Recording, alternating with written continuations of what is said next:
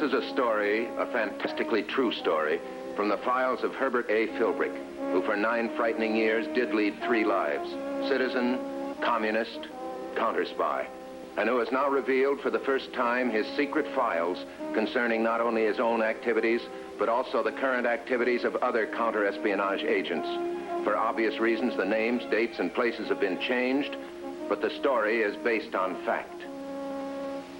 This week, Herbert Philbrick brings you the story of the counter-spy who exposed a new and vicious communist plot to obtain security information.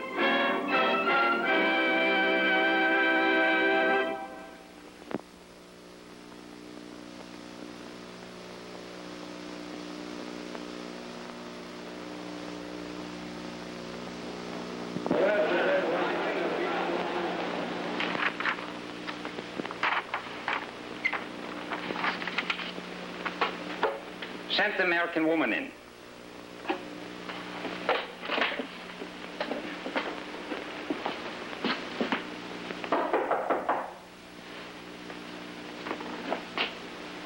Come in.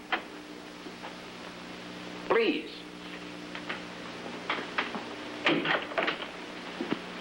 What do you want, Colonel Michael? Lottie Cobb. After 4 years and 8 months, you are no longer welcome in the People's Republic. You are given 24 hours to leave the country. Well, I don't need 24 hours. I can... But what about Peter? Your brother? He goes with you. Oh, thank you. Come in. Peter? Peter.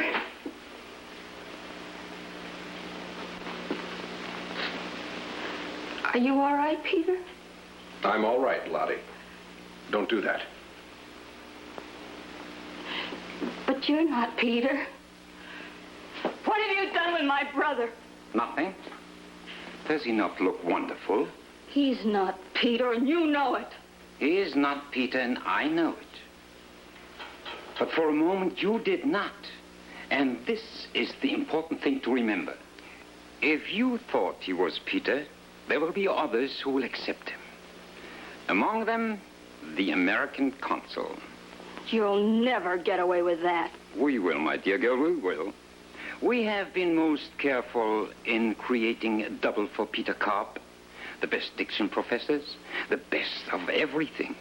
He even sounds like Peter, does he not? If you think I'm going to be a party to something like that... What can you do? You asked me what we have done with your brother. So far, nothing. He's in good health. How long he remains in good health is up to you. I don't believe you. This is another one of your cheap commie tricks.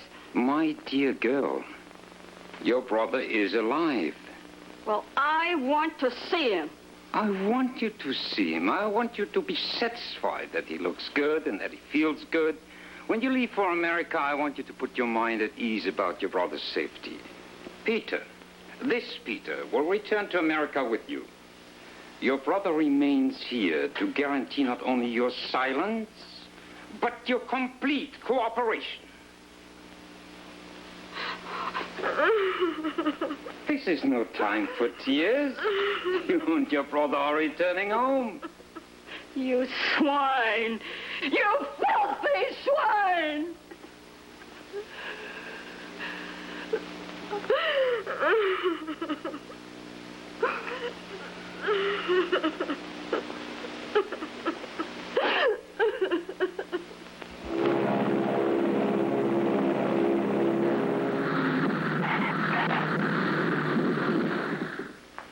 Relax, my dear girl.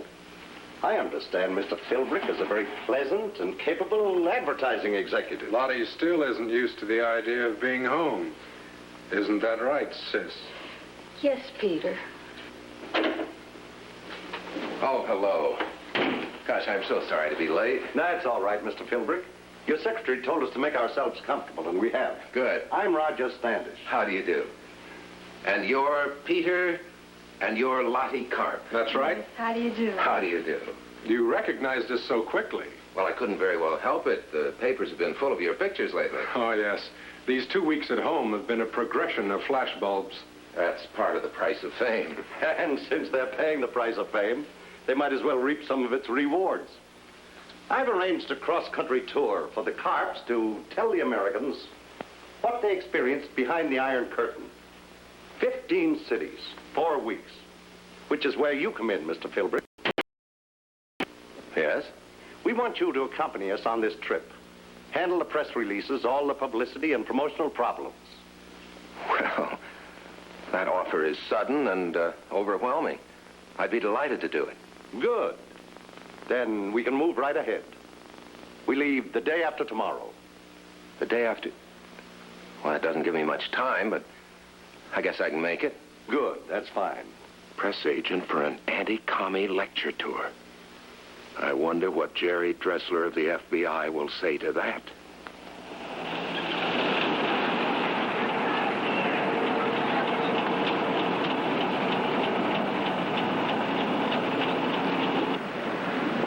What's up, Herb? Lottie and Peter Carp. The repatriates? Yeah. Roger Standish has booked them on a lecture tour. I've been hired to handle press and promotion for the tour. Well, what's your problem? Are you kidding? What's the party going to say when I suddenly turn out to be an anti-communist press agent? The party will probably be delighted. You can be of great value to them in that spot, Herb. I suppose I could. Maybe they will figure that way. But look, out of the dozens of press agents and advertising agencies in town, why did Standish pick me? Why me? Coincidence, maybe? Maybe. Anything else? No, not at the moment, but I'll try and keep in touch with you as this thing develops. Good. In the meantime, I'll see what I can find out. See you, Herb.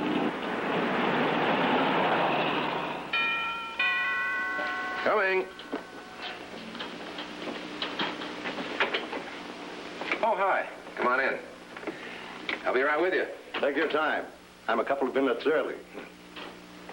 Is Mrs. Philbrick at home? I'd like to meet her. Oh, you missed her by half an hour. She and the kids will be staying with my mother-in-law while I'm away on tour. Good, and I can speak freely. I'm sure the question has occurred to you, why were you chosen for this job? The question has occurred to me. Then I assumed that you had dug into my background. With a fine-tooth comb, Comrade Herb. What's his comrade? It's all right, Comrade Herb. I'm from the Central Committee. Look, you hire me to do an anti-communist campaign, then you call me comrade. What's the idea? I suggest you call Comrade Steve, your cell leader. Where? He's on vacation at Lake Lesser. Oak Grove, 77327. Okay. You can't blame me for being careful. What about Peter Carp and his sister? Do they know we're in the party? Of course not. I'm in the lecture business. They came to me. They know nothing else, which will make the job of neutralizing what Carp says from the platform easier. How do we prevent the press from writing the obvious headlines? When you prepare your press releases and your promotional material, you'll know what to do. A phrase here, a paragraph there, with subtlety. We'd better go. Everything is pat, too easy. What's really behind this lecture tour?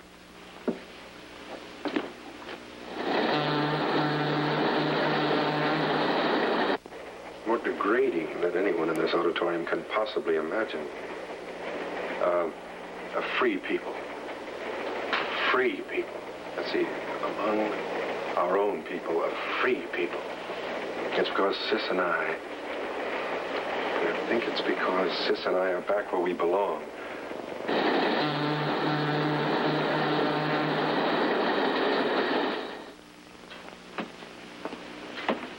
This is stop number 1. Well, here we are. Put the lady's gray bag in this room, please. Peter, this'll be your room. Put the dark brown suitcase in here, please. Herb, you and I will share this room. Is that all right? Oh, yeah, sure. Sure, that'll be fine. If you'll excuse me, the trip has been very tiring. You get a good rest, my dear. We want you to look your prettiest for our opening lecture tonight. Poor sis. We should have taken a long vacation before starting this lecture tour. But there is work to do. Time for vacation later. You're so right, Peter. And speaking of work, I'd better check on the arrangements for tonight. Herb, if you have that material ready, I'll take it with me. Yeah. Want me to go along, meet the local press? No, you relax this time. I'll handle it. Well, if you need any help, just holler. Oh, here you are. Thank you. I'll see you fellows later.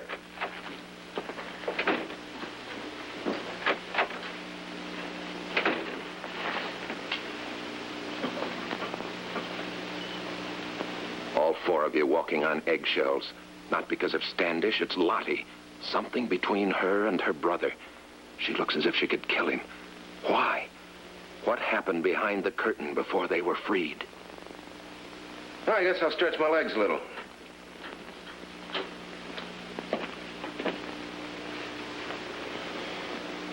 Report number 1 to the FBI. There'll be more before this lecture tour is over, Philbrick. You can make book on it.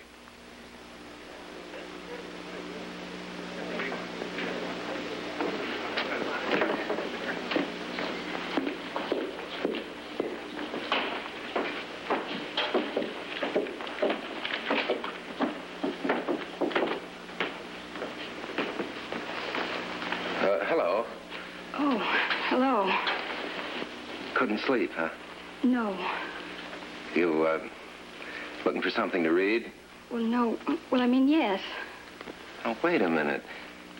You seem awfully nervous. What are you scared of? Well, I'm not afraid. I'm just tired. Who's Peter? Well, he's my brother. Mr. Philbrick, please. If you don't keep out of this, my real brother might... Oh, now, wait a minute.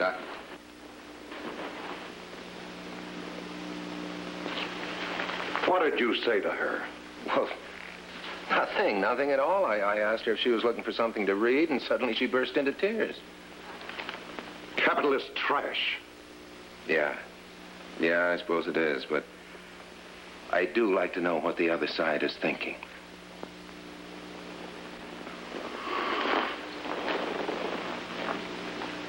This is crazy, but Peter could be a commie plant. If he is, you can understand Lottie, her fears, her subdued terror. And if he is a plant, her real brother must be a hostage to buy her silence.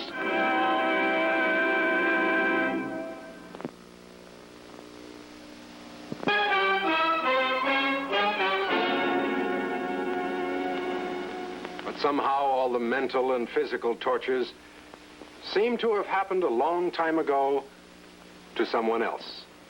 Not to me, Peter Carp. And I think it's because Sis and I are back where we belong, among our own people, a free people.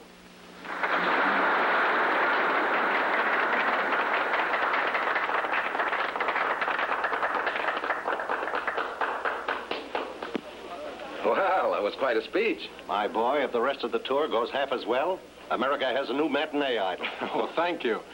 But Sis here, sitting on stage looking so beautiful, put them in a good mood to listen to anything I had to say. You're so right, my boy. The local citizens are absolutely smitten with the both of you.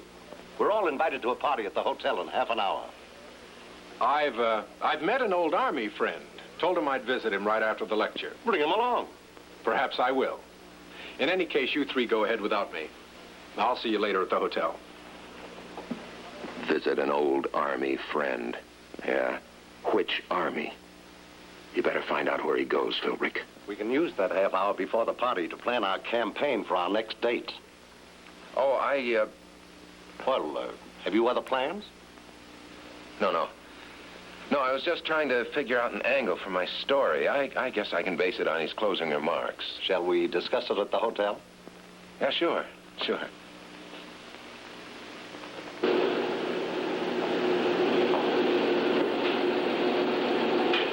Hello. Hi. Rang your front doorbell, but there was no answer. Heard this noise, so I came back. What can I do for you? My name is Peter Carp, and I've come to do you a favor. Favor, huh? You sound like a city fella. Well, I am. But the city's quite a distance from here. I met somebody you know in that city, Edward Thompson. Just what did you say your name was? Peter Carp. Oh, you're the fella the commies let loose. That's right. Well, you must have made some mistake. My boy was killed in an accident in Europe. Did you see the body? Was never recovered. Because he's alive. In the camp that I just left. Describe him. About my height. Brown hair, brown eyes. A scar across the top of his left hand. That's right. He cut himself with a scythe on his left hand when he was 5 years. Did you talk to him? Yes, just before I left. Did you tell the authorities? No. Why not? Do you want to see your boy home? Of course I want to see my boy home. What kind of a dang fool question is that? You'll have to pay for it. Sure, but I don't have much money. We're not interested in money. You're the foreman at the local atomic experimental center. You get to see all kinds of interesting plans and blueprints. For 6 months of this, you get your son back. Why didn't you ask your wife if it's worth it? Is that how you got out? Don't worry about me, old man. Worry about your son.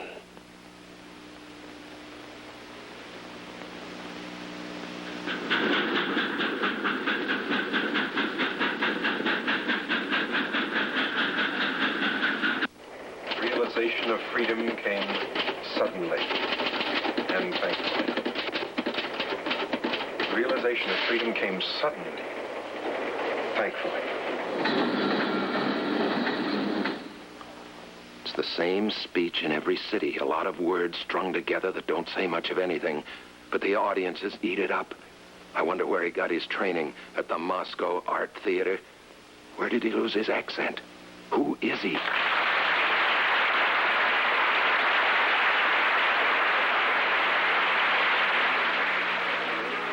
After every lecture, Standish uses some pretext so that you can't follow Peter Carp. But it's all right, Philbrick. The reports to Dressler have alerted the FBI, and they're probably on Carp's trail right now. But suppose Dressler never got those reports. What if... Take it easy, take it easy. This is no time to get jumpy.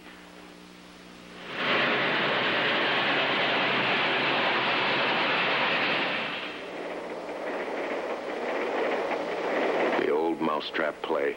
Put in a box, shoved in a corner. Always somebody between you and Lottie. Standish and Peter, or whoever he is, must be getting worried. What happens to Lottie when the lecture tour is over? What happens to Peter? For that matter, what happens to you, Philbrick?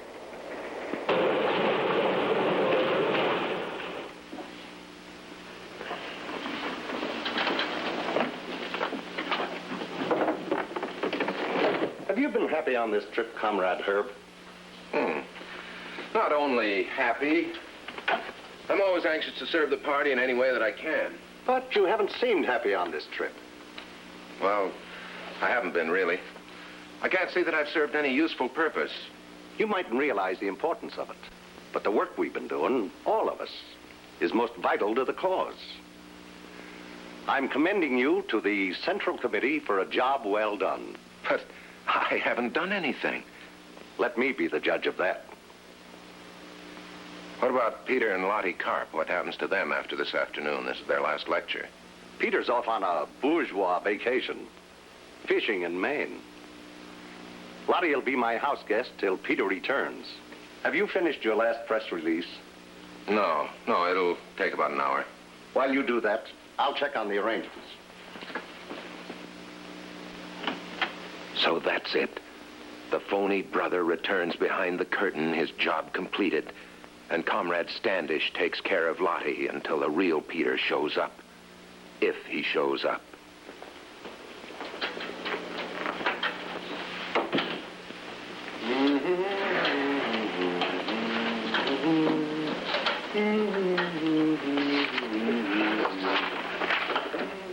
a minute. His coat. Take a chance, Philbrick. There may be something, anything. Take a chance.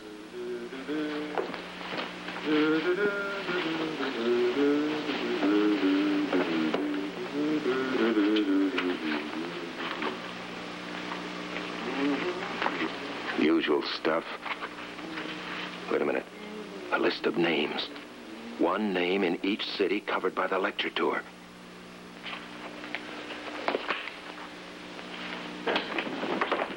No, Herb. Where's Standish? He just went down to the desk, I think, to check on some final arrangements or something. I don't know.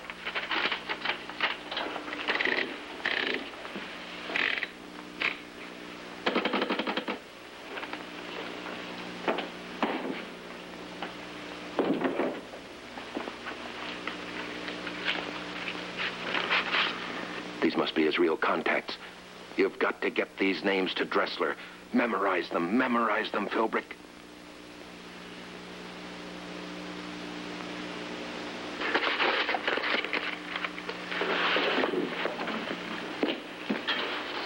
He took his coat.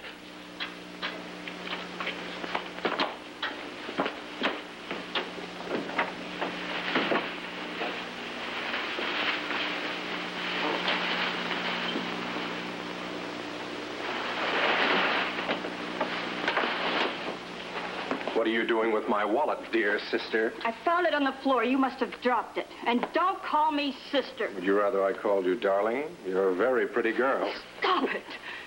I want to talk to you. Talk. What about my brother? You saw him. You spoke with him before you left. What else do you want? When will I see him? 2 weeks, a month. As soon as I have returned safely, he'll be sent to you. But how can I be sure? You'll just have to trust us. But I don't trust you. You're a bunch... Suppose I tell the police or the FBI before you have a chance to leave the country. You're such a naive child. And you make such foolish gestures. As long as you feel you're endangering your brother's life, you'll be a good girl. As for what happens later, it will make no difference. You can't harm me once I'm home.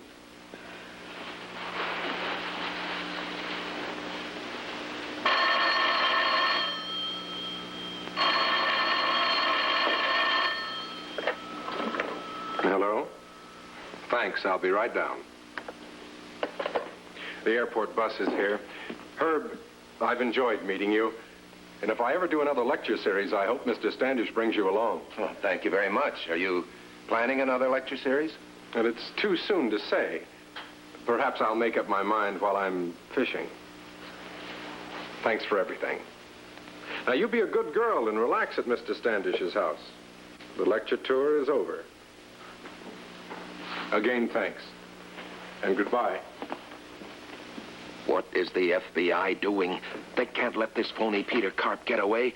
What's the matter, Philbrick? Didn't the FBI get your reports?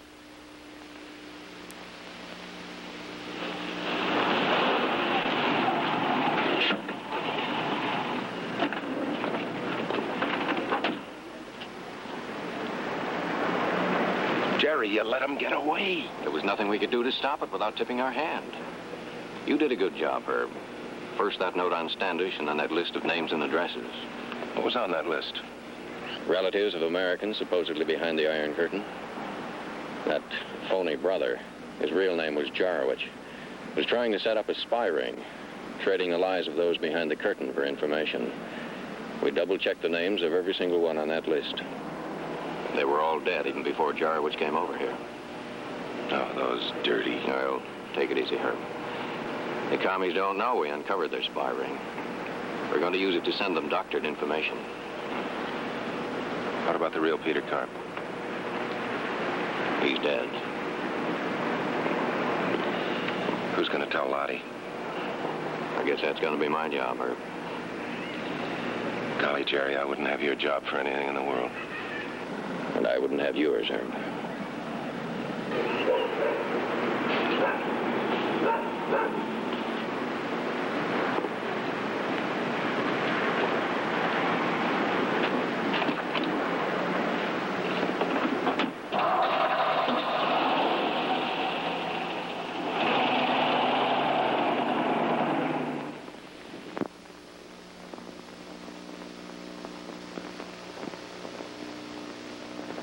spy's alertness in recognizing a phony American saved innocent victims from betraying their country.